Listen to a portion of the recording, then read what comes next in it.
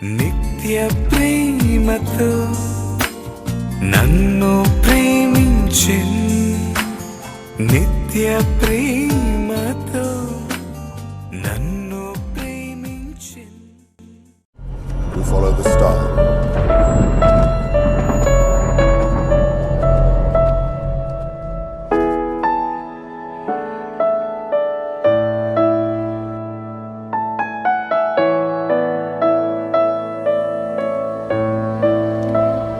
His name is Jesus.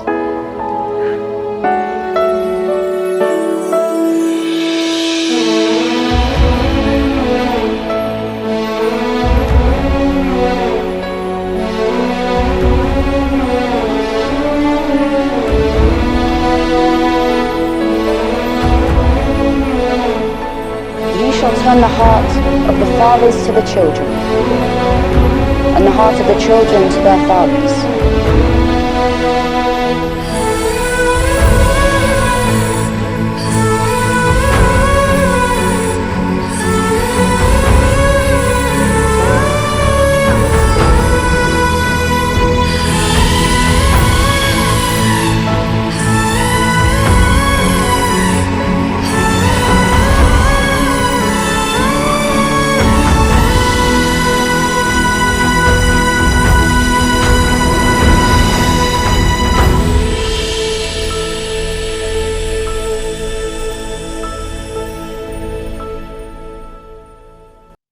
ప్రార్థన చేసుకుందాం.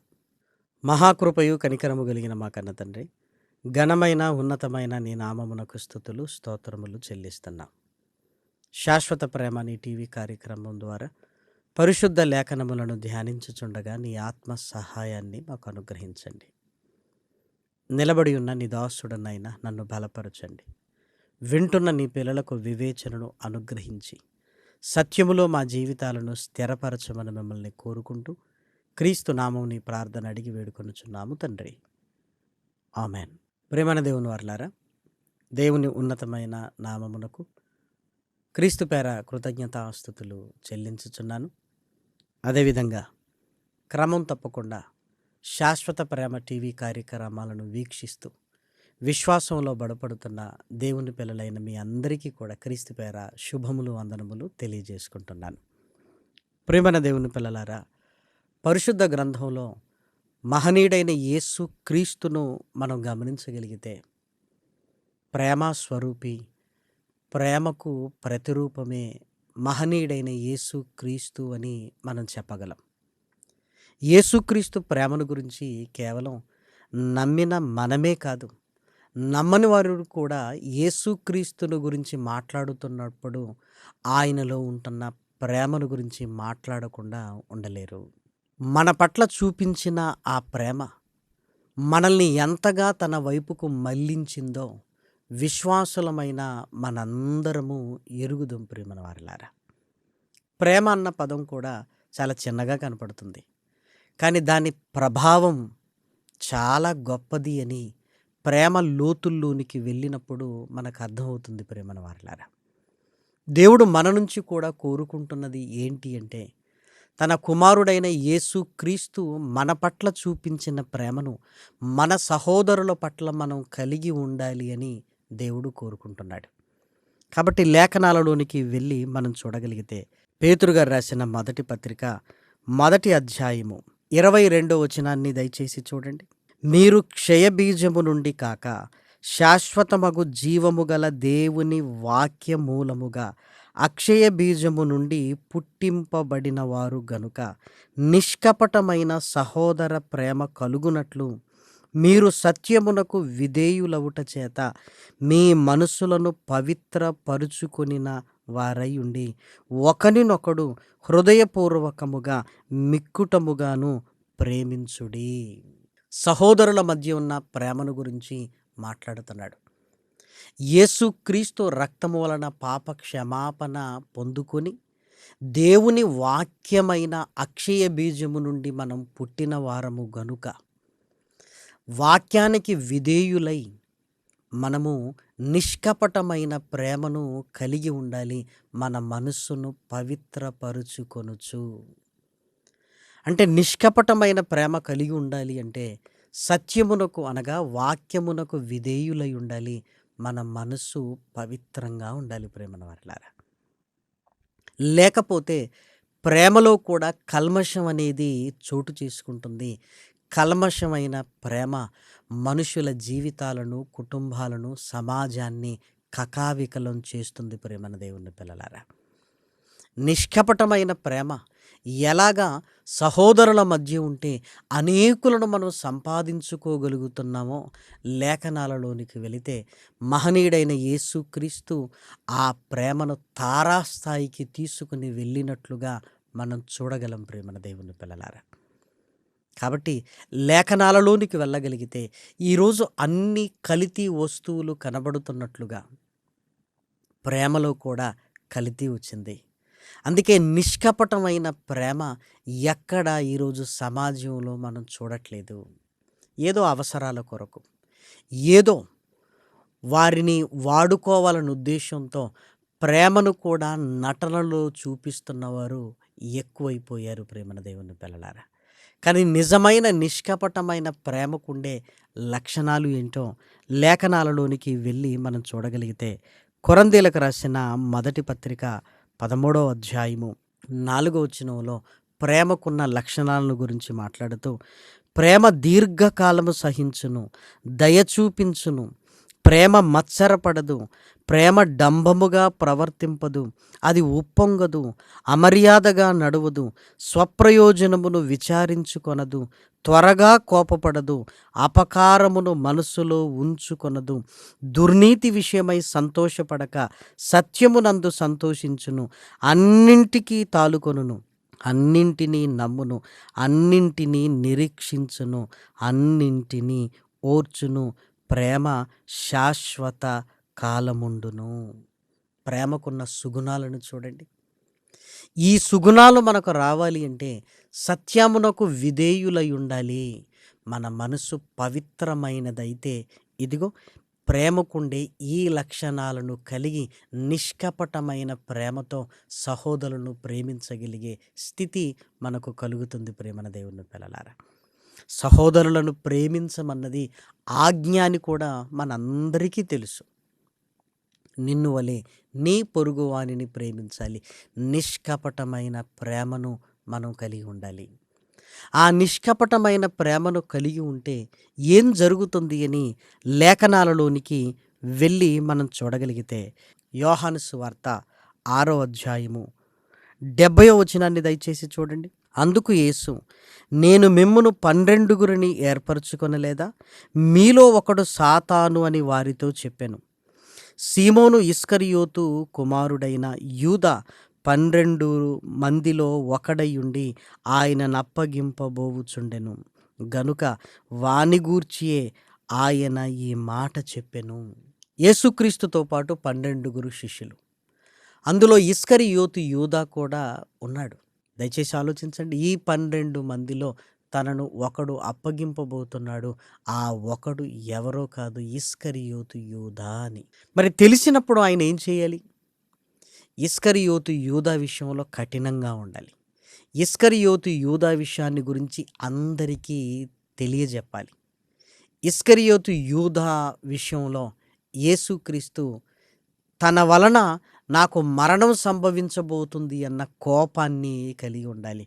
కానీ ఇవేమీ యేసుక్రీస్తులో లేవు. యేసుక్రీస్తు ప్రేమలో మనం చదువుకున్నాం కదా, ప్రేమ దీర్ఘకాలము సహించును, ప్రేమ కోపపడదు, మత్సరపడదు, డంబముగా ప్రవర్తించదు, ఉప్పొంగదు. ఈ లక్షణాలన్నీ యేసుక్రీస్తు ప్రేమలో ఉన్నాయి ప్రేమన దేవుని పిల్లలారా. యేసుక్రీస్తు ఇస్కరియోతు యూదాను కూడా నిష్కపటమైన ప్రేమతో ఆయన ప్రేమిస్తున్నాడు. నిజంగా మీరు ఆలోచించండి. మాట అంటేనే ద్వేషం ఈరోజు మానవ హృదయాలలో పగగా మిగిలిపోతున్న ఈ కాలాలలో తనకు అపాయం ఉందన్న సంగతి తెలిసిన ఇస్కరియోతు యూదాను ప్రేమిస్తున్నాడు నిష్కపటమైన ప్రేమతో. ప్రేమను వర్లారా, ఈరోజు ప్రపంచం యేసుక్రీస్తుని గురించి ఊరికే మాట్లాడట్లేదు.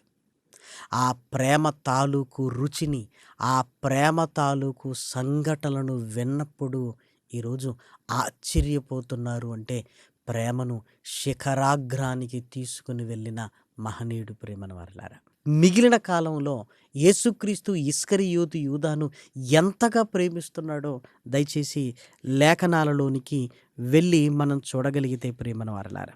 యోహాను సువార్త 13వ అధ్యాయము 4వ వచనం. భోజన పంక్తిలో నుండి లేచి తన పై వస్త్రము అవతల పెట్టివేసి ఒక తువాలు తీసుకొని నడుమునకు కట్టుకొనెను. అంతటా పల్లెములో నీళ్లు పోసి శిష్యుల పాదములు కడుగుటకును తాను కట్టుకొని ఉన్న తువాలుతో తుడుచుటకు మొదలు పెట్టెను.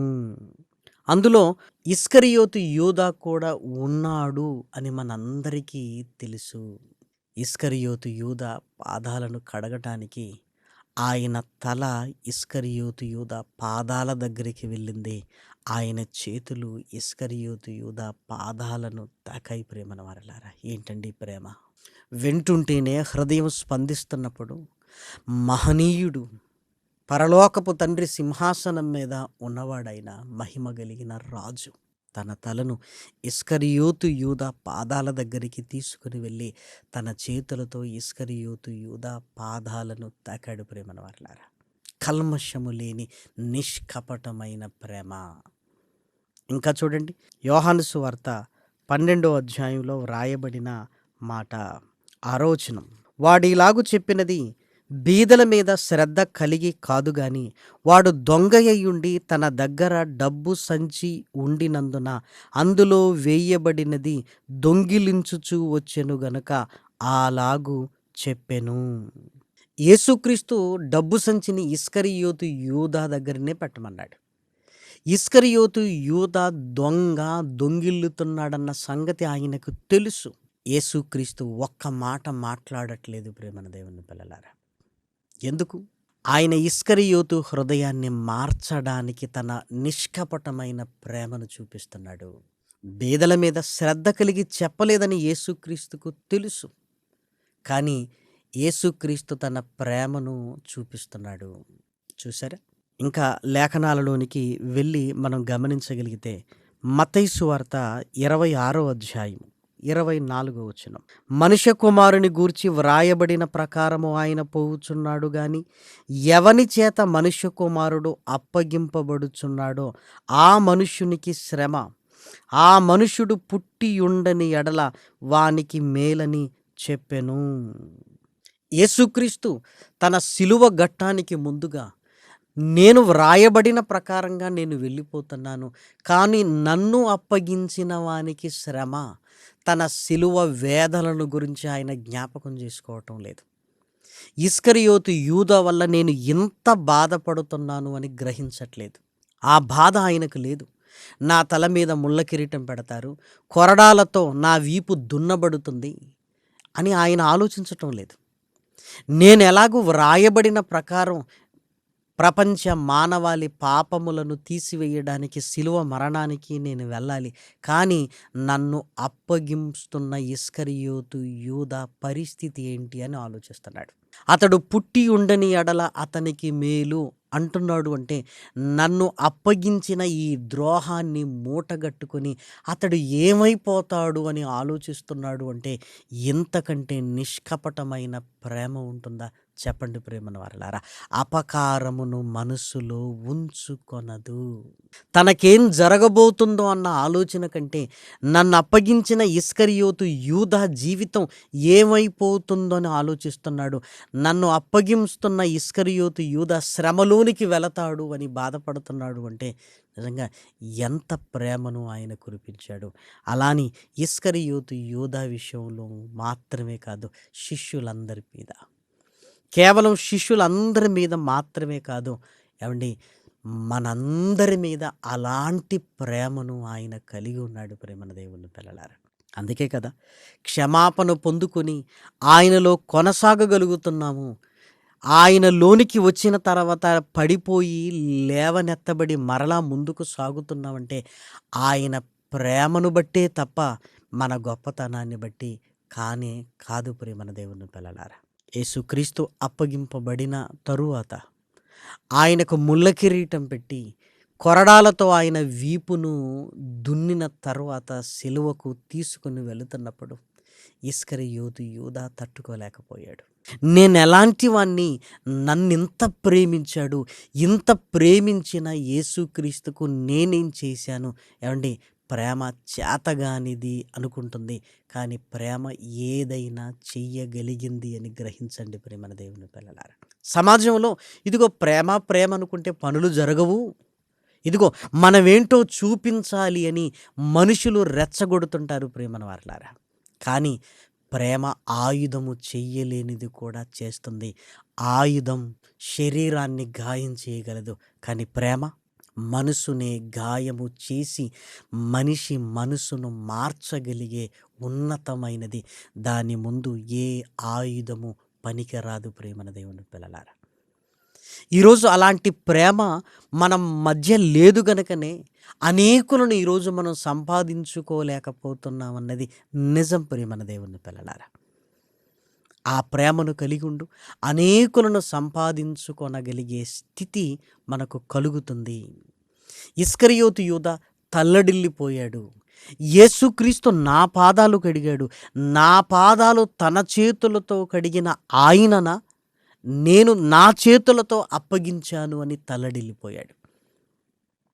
నా దగ్గరనే డబ్బు సంచి పెట్టి నేను దొంగని తెలిసిన తర్వాత కూడా ఒక్క మాట అనకుండా నన్ను గుండెల్లో పెట్టుకున్న ఆయనన మరలా డబ్బు సంచి కొరకు నేను ఆయనను అప్పగించాను అని తల్లడిల్లిపోయాడు. మహనీయుడు నన్ను అప్పగింపబోవాడికి శ్రమ అని ఆయన శ్రమలలోనికి వెళుతూ నేను పొందబోయే శ్రమను గురించి ఆలోచించాడా?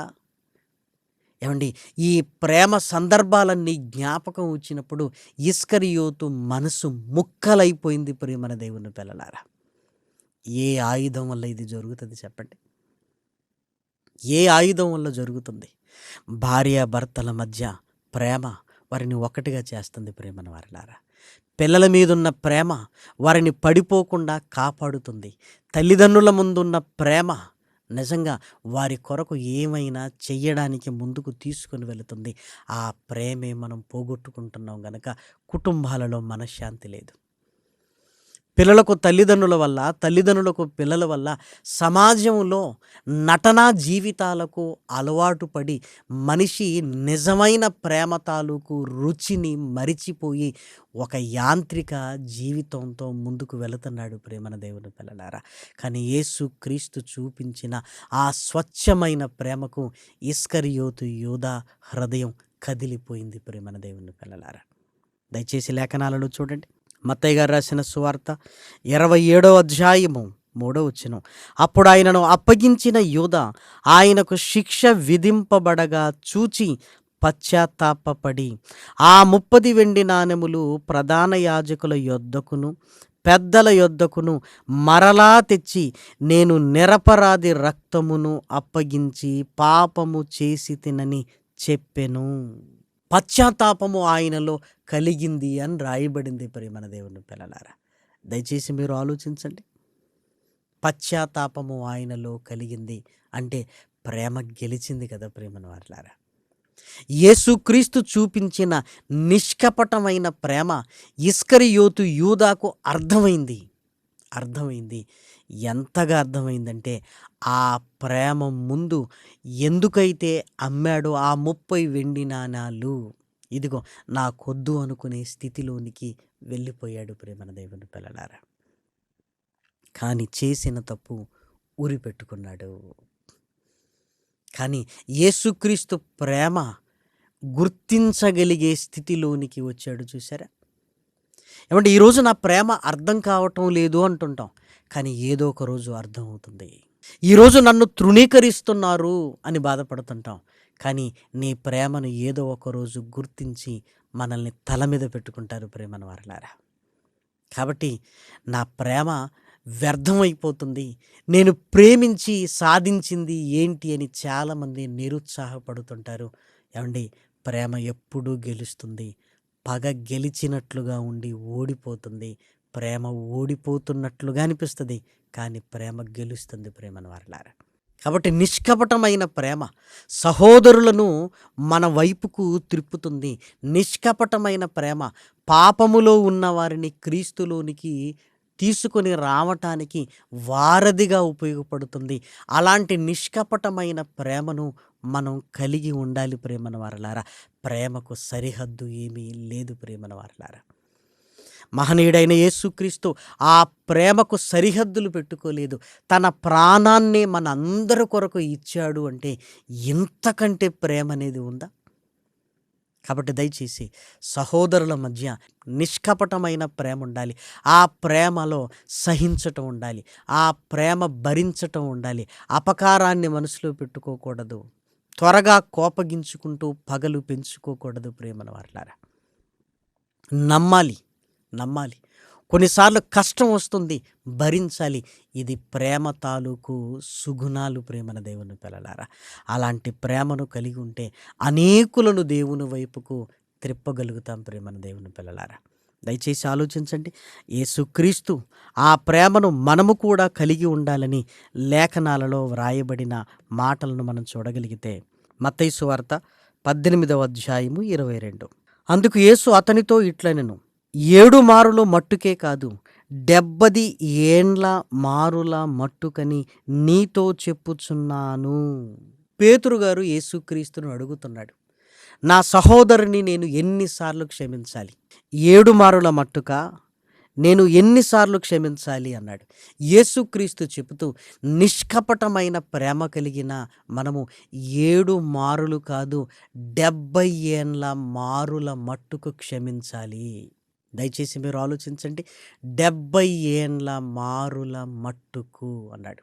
అంటే జీవిత కాలమంతా క్షమిస్తూనే ఉండాలి. క్రీస్తు మన పట్ల చూపించిన ప్రేమ కూడా ఇలాంటిదే ప్రేమన దేవుని పిల్లలారా. పడిపోతున్నా, లేస్తున్నా, మరలా హక్కున చేర్చుకుంటున్నాడు కదా. నువ్వు ఆయన దగ్గర నుంచి ఇంత ప్రేమను పొందుకున్నప్పుడు నీ సహోదరుల విషయంలో ఆ ప్రేమను మనం కలిగి ఉండకపోతే ఎలా? పేతురు గారు ఆశ్చర్యపోయారు. అమ్మో, సహోదర ప్రేమ చాలా గొప్పది అని పేతురు గారు తన పత్రికలో కూడా హెచ్చరిస్తున్నట్లుగా మనం చూడగలం. పేతురు గారు రాసిన మొదటి పత్రిక 4వ అధ్యాయము 8వ వచనాన్ని చూడండి. ప్రేమ అనేక పాపములను కప్పును గనుక అన్నింటికంటే ముఖ్యముగా ఒకని ఎడల ఒకడు మిక్కుటమైన ప్రేమ గలవారై ఉండుడి. ప్రేమ ఐక్యతలోనికి తీసుకుని వెళుతుంది ప్రేమన వారలారా. సహోదరుల మధ్య ప్రేమ ఉంటే ఐక్యత ఉంటుంది. ప్రేమ లేకపోతే ఐక్యత ఉండదు. ఎవరి దారులు వారి, ఎవరి నిర్ణయాలు వారివి, ఎవరి ఉద్దేశాలు వారివి ప్రేమన దేవుని పిల్లలారా. కాబట్టి యేసుక్రీస్తు తాలూకు ఆ నిష్కపటమైన ప్రేమను మనము కలిగి ఉండగలిగితే దేవునిలో ఉండగలుగుతాము. అనేకులను దేవుని కొరకు సంపాదించగలుగుతాము. పేతురు గారు అదే విషయాన్ని మాట్లాడుతున్నాడు.